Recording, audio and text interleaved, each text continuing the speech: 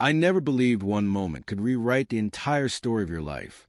I walked through Westbrook High every day like a shadow, unnoticed, untouched, unimportant. People saw me, but no one really looked. Not until the day everything collapsed in front of everyone. Until the day that exposed every insecurity I carried, every fear I tried to bury, every reason I avoided getting close to anyone. Tyler Evans was the last person I expected to collide with in that moment. The most beautiful guy in school. The one whose smile shut down hallways, whose presence made people straighten their posture, whose name lived in every whispered conversation. He belonged to a world I had no access to, a world of confidence, attention, and expectations. A world where a guy like me didn't exist. But fate doesn't care about social rules or the limits we place on ourselves. And on the day I hit rock bottom, Tyler did something that changed everything. Something that didn't just shake my life. It disrupted his too, because after that day, he stopped ignoring me. He started watching me. He started sitting closer. He started letting pieces of his heart slip through the cracks he never let anyone see. And I started falling for him. But love inside the walls of a high school is never simple, especially when it begins with the wrong moment at the wrong time, in front of the wrong people.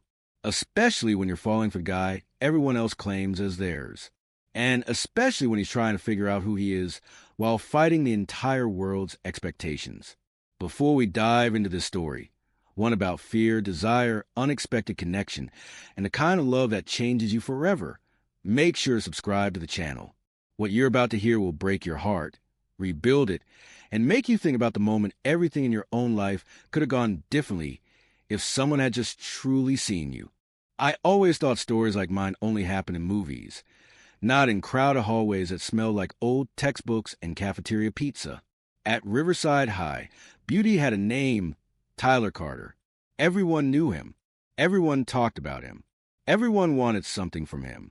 He was the kind of guy who walked through the school like he owned the sunlight itself. And me? I was just Evan Price, the quiet kid who blended into walls, who teachers forgot during attendance, who never expected the universe to notice him, much less someone like Tyler. But everything changed on a Wednesday morning that started out painfully normal. I was shoving books into my locker when I heard them. The same guys who always found something new to laugh about. "Look at Price," one of them muttered, still dressing like it's freshman year. Another snickered. "Bro probably sleeps with his chemistry notes." I felt my shoulders tighten. I kept my eyes down, pretending not to hear, pretending not to feel the sting in my chest. That was my survival technique. Disappear before anyone could destroy me. Suddenly, the noise shifted. A voice cut through it. Clear, confident, familiar in the worst and best way. "Cut it out," the voice said. I froze. Everyone froze. Because that voice belonged to Tyler. He stood behind them, arms crossed, expression sharp. A storm trapped behind a perfectly handsome face. The guys stuttered immediately. "We were just kidding, man." "Yeah," Tyler said, "and nobody's laughing." Silence. Then they backed off, awkward and confused. Tyler looked at me for the first time. Really looked. Not through me, not past me, but at me. "You okay?" he asked. His voice was softer than I expected. "I'm fine," I said quickly. He raised an eyebrow like he knew I wasn't, but he didn't push it. "See you around," he said before walking away. But "see you around" wasn't just a phrase that day. It was a promise. Second period rolled around, and I walked into English class only to find Tyler sitting in the seat next to mine. He never sat there. He had a designated spot at the back, where the popular kids camped like royalty. But now he was next to me, backpack already dropped, notebook open, eyes scanning the room until they found me. My heart tripped over itself. "Hey," he said casually. "The seat taken?" I shook my head. "No, it's yours." He smiled, a small, real smile that did something dangerous to my chest. Class began, but I couldn't focus. Every time Tyler shifted, every time his arm brushed the edge of my desk, every time he tapped his pencil, my senses flared as if my body had never known contact before. Halfway through the lesson, he nudged me lightly with his elbow. "You sure you're okay from earlier?" he whispered. "I told you I'm fine." "You're a bad liar," he whispered back. My breath caught. No one had ever accused me of being anything enough times to know whether I was good or bad at it. "But it's cool," he added. "I won't make you talk about it." "Thanks," I said quietly. He nodded. For a moment, everything felt odd, not uncomfortable, just new. Tyler wasn't supposed to be like this. Gentle, attentive, protective. The school golden boy wasn't supposed to defend me, sit with me, or even notice me.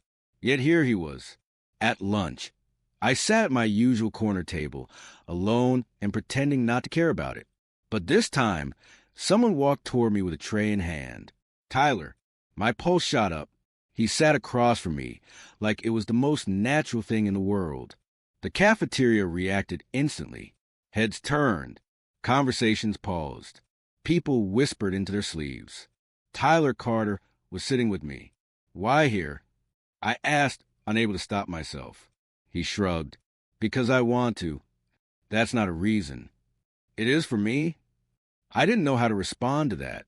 He bit into a sandwich, then added casually, "Besides, I figured you owed me some company after saving you from the jerks at your locker."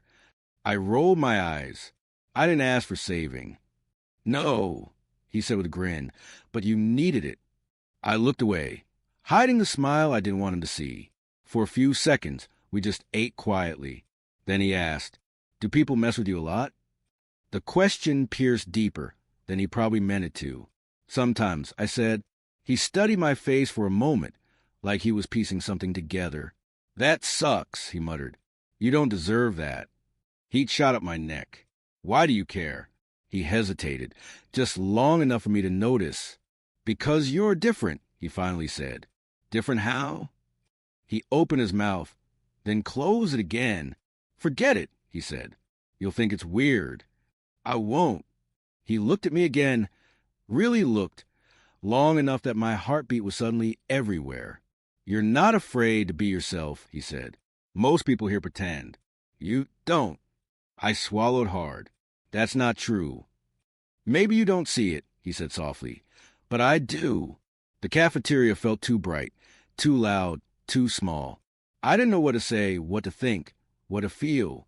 Nobody talked to me this way, not even the few friends I once had. Tyler finished his food, stood up, and slung his backpack over one shoulder. "I'll see you after school," he said. "Why?" He smiled again, that same private, dangerous smile. "Because I'm not done talking to you." And then he walked away, leaving me stunned, leaving me breathless, leaving me with one terrifying, irresistible thought.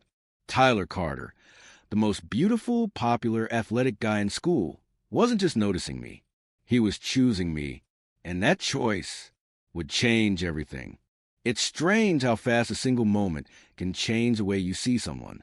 Before yesterday, Tyler Walsh was just a guy everyone admired from a distance, the kind of beauty people whisper about, the kind of confidence that made teachers lenient and classmates jealous. He wasn't real to me. Not really. He was a picture on a hallway wall, a name people use as a standard. But after what happened, after the way he looked at me, he suddenly became someone I could feel, someone whose presence pressed against my thoughts until I couldn't think of anything else. I barely slept. I kept replaying it.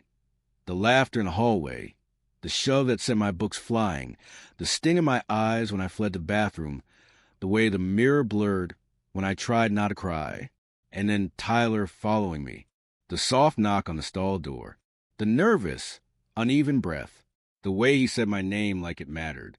Even now, the memory felt unreal, like it belonged to someone else's life. When I walked into school the next morning, everything felt sharper, louder. Every whisper sounded like it was about me. Every laugh felt aimed at my back. My chest tightened, but before I could turn around and leave, someone stepped into my path. Tyler, hair slightly messed in the wind, backpack slung over one shoulder, wearing a simple black hoodie instead of his usual Letterman jacket. He didn't look like the untouchable golden boy today. He looked unsure, almost nervous. "Hey," he said, his voice soft enough that no one else could hear. My throat tightened. "Hey." He looked around, quick, cautious, then leaned closer. Can we talk later? I hesitated. He noticed instantly. His voice dropped even lower. Please. That one word, quiet, fragile, undid me. Okay, I whispered. He let out a tiny breath, relieved. Before he stepped away, he said something so unexpected it made my pulse spike. And don't listen to what people say today. I've got you. I stood there, frozen, watch him walk away, straight into a crowd of people who greeted him like royalty. And yet, he looked back at me. Twice. A look no one else seemed to catch. Fourth period was worse. People were whispering again, but this time it felt different. Every time I walked past a desk, conversations dipped into silence. Eyes followed me. Some looked curious, some judgmental, some amused. I kept my head down until someone tapped my shoulder. When I turned, I nearly stopped breathing. Tyler, in front of everyone. He sat down in the empty seat next to mine, a seat that wasn't assigned, a seat no one ever chose, and said, "You okay?" Just like that. No hesitation. No fear. My heart pounded. "Yeah, I'm fine." He didn't buy it. "No, you're not. But we'll talk later." The way he said it, protective, steady, sent a strange warmth through me. Not because of the words, but because he didn't care who heard him. He didn't play the game everyone else played. But someone across the room did notice. Brandon, one of Tyler's teammates, raised an eyebrow and smirked. "Dude, since when do you sit there?" Tyler didn't flinch. "Since today." Brandon stared between us, like he was trying to solve a puzzle. I shrank into my seat, wanted to disappear. Tyler didn't let me. He lowered his voice. Ignore him. But I couldn't. Not when people kept glancing over their shoulders, whispers spreading like wildfire. And Tyler noticed that too. He clenched his jaw just a little, then whispered, "Meet me behind the gym after last period." I spent the rest of the day in a haze. Why did he care? Why did he follow me yesterday? Why was he acting like this wasn't a big deal when it clearly was? I kept trying to convince myself he just felt guilty. Maybe he saw what happened yesterday and wanted to make up for it. Maybe he was just a nice guy who hated unfairness. But that didn't explain the way he looked at me, or why he sat next to me, or why his voice went soft every time he said my name. By the time the last bell rang, my stomach was a tight knot. I walked toward the back of the gym, each step feeling heavier than the last. The wind picked up, blowing leaves across the pavement. The sky was fading into early evening, streaks of orange and pink cutting across the clouds. He was already there, hands in his pockets, head tilted toward the ground, foot tapping nervously. When he heard me approach, he looked up, and the look on his face made my breath catch. Relief. Real relief. "You came," he said. "Yeah." He hesitated, like he didn't know how to start. Then, "About yesterday, I shouldn't have chased you. He swallowed hard. "I hated that you were crying alone." The honesty hit me like a wave. "I didn't want anyone to see me," I said quietly. "But I saw you," he whispered, "and I couldn't walk away." I exhaled shakily. "Why?" His eyes flickered with something raw, something scared, something dangerously close to real. "That's what I'm trying to figure out," he said. Silence wrapped around us, heavy and full. He continued, voice barely above a breath. "When I heard them laughing at you, something in me snapped. I wanted to, I don't know, pull you out of there, do something, anything." My heart stuttered. "Tyler," he took a small step closer. "You're different," he said. "And I don't mean that in a bad way. You're just real, and I can't stop thinking about that." I stood frozen. His eyes searched mine, terrified, hopeful, confused, like he wanted to understand something he didn't know how to say out loud. "Did I mess things up?" he asked. "No," I whispered. "Not at all." He stepped closer again, so close now that I felt his breath. "Then why can't I stop thinking about you?" he said softly. Something inside me cracked open, something deep and unnameable. But before I could answer, a door slammed somewhere near the gym, and voices echoed toward us. Tyler tensed. Fear flickered across his features. Real, immediate fear. He stepped back quickly, breaking whatever fragile moment was forming between us. I should go, he muttered. Tyler. He shook his head. Please, don't say anything right now. I can't deal with it if you do. And he walked away without looking back, leaving me in the fading light, heart shaking, knowing one thing for certain. Whatever this was, it was only just beginning. I don't know how long I stood there in the hallway, watching Tyler walk away with that hesitant, unreadable look on his face. Long enough for the noise of school to slowly return.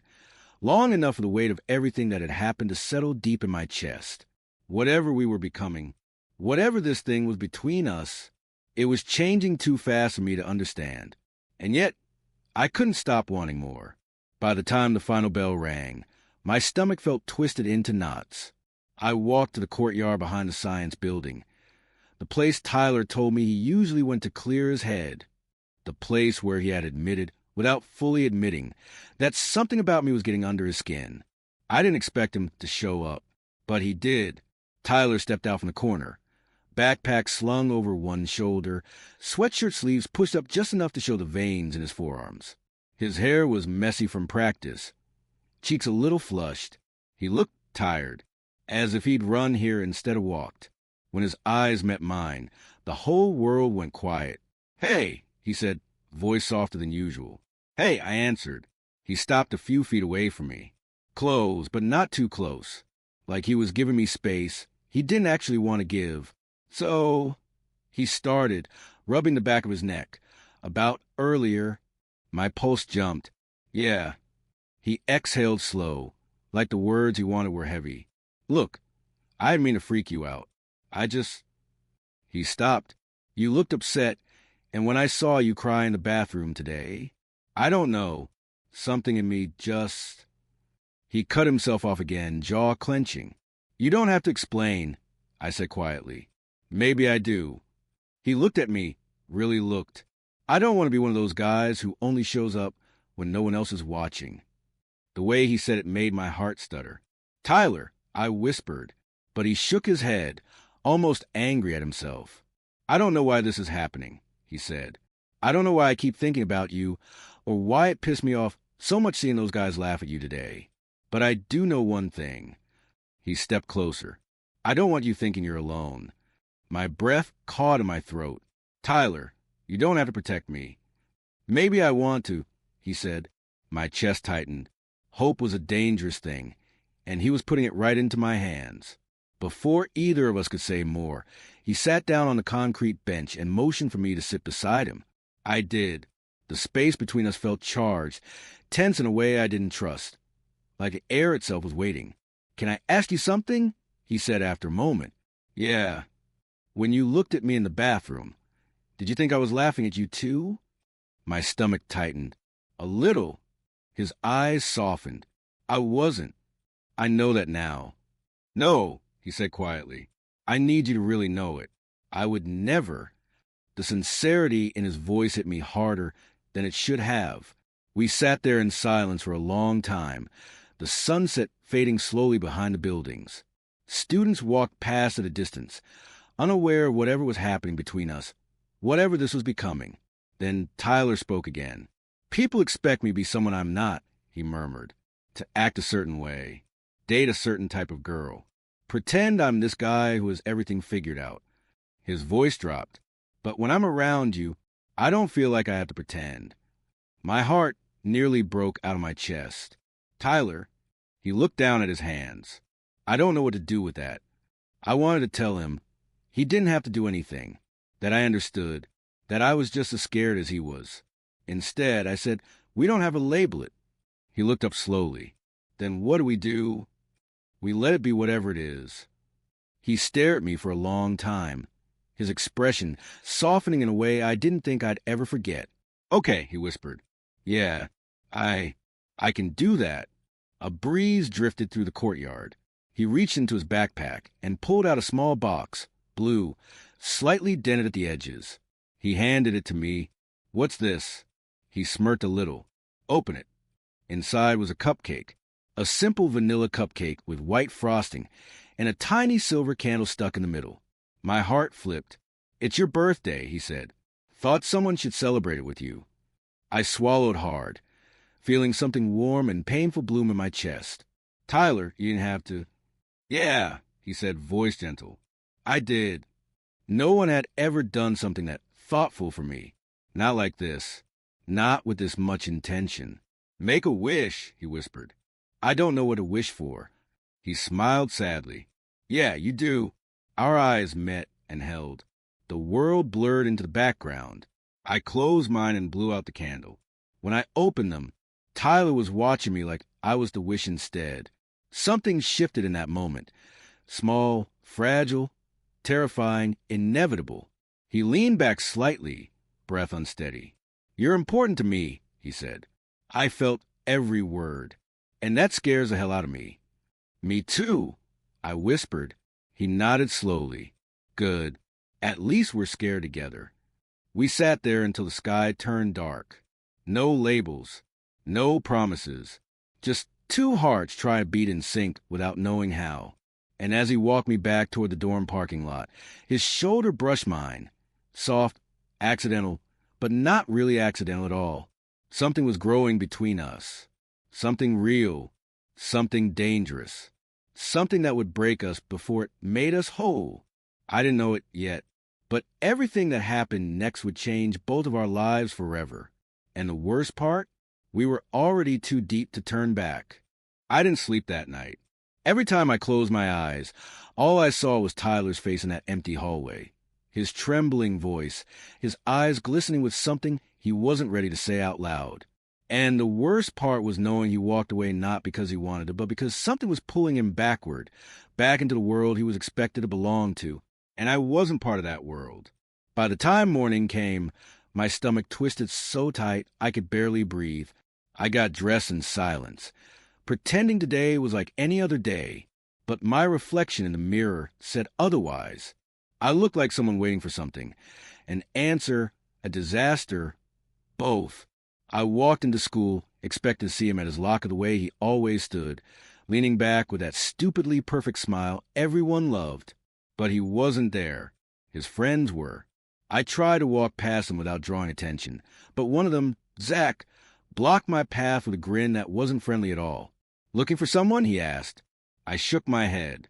No. Oh, come on, he said, stepping closer. We all saw you two talking yesterday. Tyler's your new best buddy, right? My throat tightened. Move. But he didn't. Another guy chimed in, laughing. Tyler just feels sorry for him. You know how he is.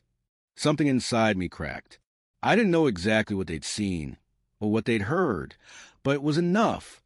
Enough for them to smell blood. Zach leaned closer. Seriously, men, you didn't actually think he liked you? My heart dropped so fast I felt dizzy. Before I could push past him, a voice cut through the noise. Back off. Tyler. He stepped between us without hesitation. His jaw was tense, his shoulders squared, eyes burning with a quiet fury I wasn't used to seeing. His friends instantly backed up a little. Confused, surprised, maybe even intimidated. Zach lifted his hands. Relax, dude. We were just messing around. Tyler glared at him. Find someone else to mess with. They muttered something under their breath before walking away. When they finally disappeared into the crowd, I let out the breath I'd been holding. Tyler turned to me slowly. His expression softened the moment our eyes met. Are you okay? I'm fine. I lied. He saw right through it. I'm sorry about them. It's not your fault. It feels like it is. Silence stretched between us. Soft? Heavy. Full of everything we weren't allowed to say. Students brushed past us on their way to class, but it felt like the hallway had shrunk, leaving only us and the echoes of yesterday. Tyler. I started, but he shook his head. Not here, he said quietly. Meet me after school. Please. His voice cracked just slightly on the last word. I nodded before I could think twice. He gave a shaky half-smile, the kind that wasn't confident or charming, just real, then walked away to join his team, leaving me standing there with my heart pounding like a drum in my chest. The rest of the day dragged like a slow-burn nightmare. Every class blurred together. Every bell felt like an explosion in my ears, Every moment felt like waiting for something I didn't know how to face. When the final bell rang, I walked to the back of the school where the old bleachers were. They were worn out from years of weather and countless games, but right now they felt like the only place in the world where the truth could breathe. Tyler was already there. He was pacing, hands in his hair, eyes fixed on the ground, like he'd been rehearsing something over and over and still didn't know how to begin. When he finally saw me, he stopped. For a moment, neither of us spoke. Then he walked toward me, slow, hesitant, afraid, like he was approaching something fragile, or someone. I didn't mean for yesterday to happen like that, he said quietly. I know. I didn't mean to run either, he added, voice cracking. I just panicked. I get it. No, he said, stepping closer. You don't. He took a deep breath. I haven't stopped thinking about you. Not for 1 second. And I hate that it scares me. I hate that I care what people will say. I hate that I don't know who I am anymore. The wind shifted around us, cold and sharp, but his eyes were warm, desperate. I like you, he whispered. More than I should. More than I know how to handle.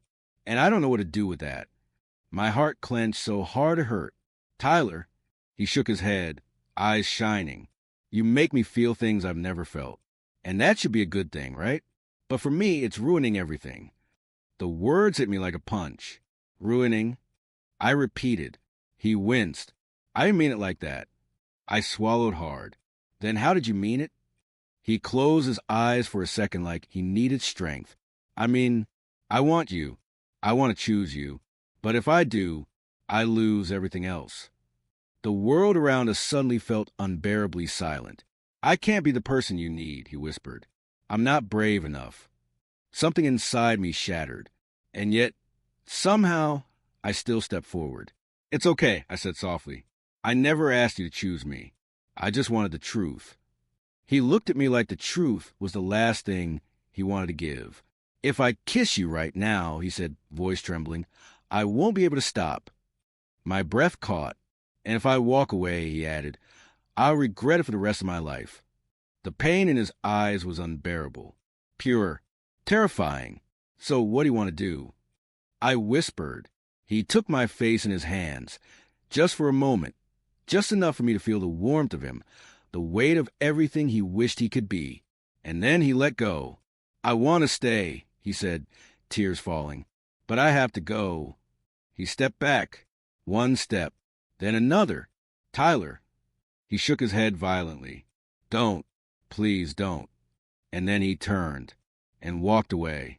And I watched the boy who could have been my everything disappear into the fading daylight, leaving me with a heart full of love he wasn't ready to hold.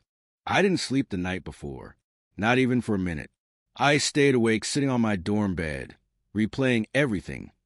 Tyler's voice cracking when he told me he wasn't ready, the look in his eyes when he walked away, the feeling that something had ended even before I had the chance to begin. I knew today would be the last time I'd see him before graduation.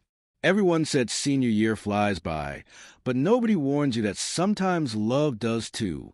When I got to school, the hallways felt different, quieter, heavier.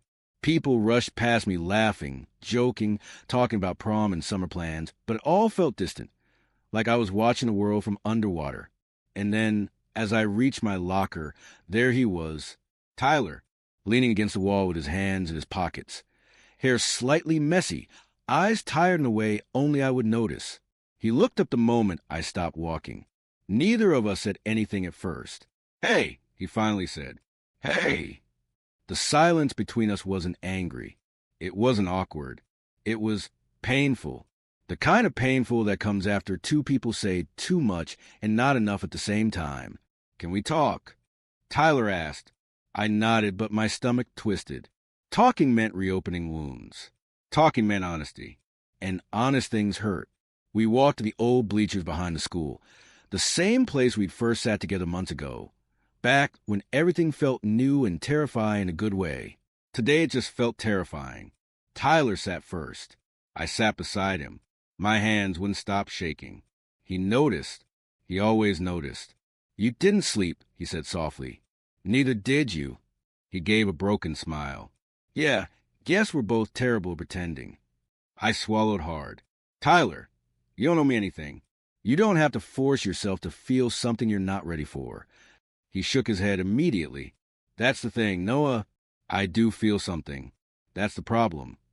Hearing him say my name so gently hurt more than silence ever could. He continued, voice low.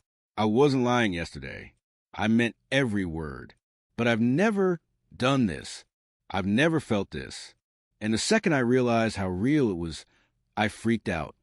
I know, I whispered. Everyone freaks out the first time. He exhaled shakily. But you don't deserve someone who's half in and half out.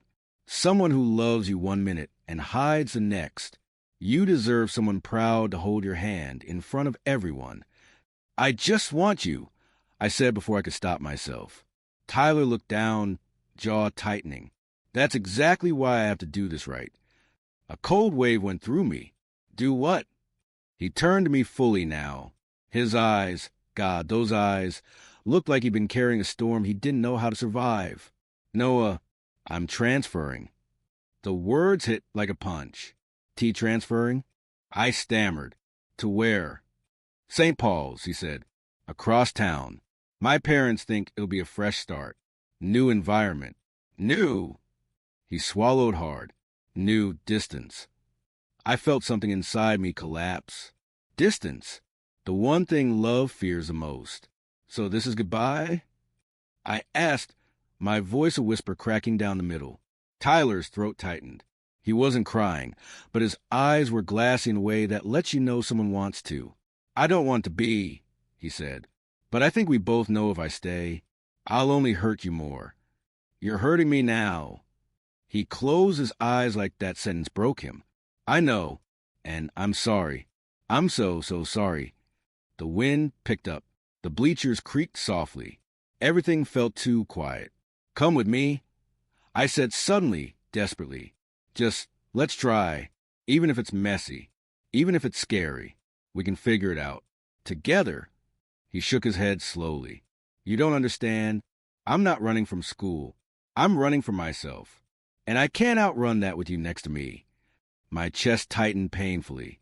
But I love... Please don't, he whispered sharply, like the word burned. If you say that, I won't be able to walk away. I stopped breathing.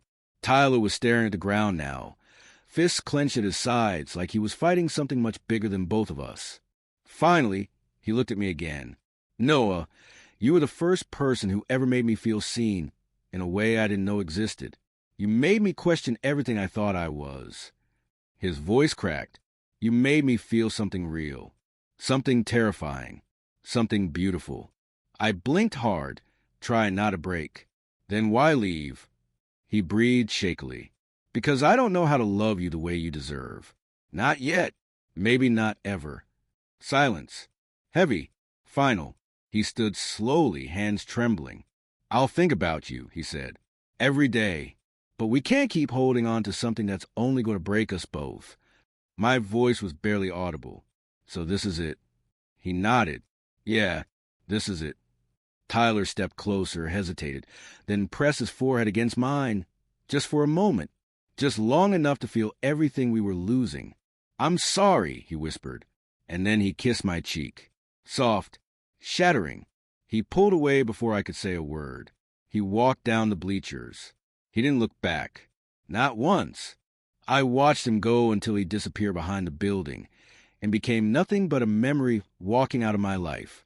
I sat alone on the bleachers long after he was gone, and for the first time that year, I cried, not because he didn't love me, but because he did, and it still wasn't enough.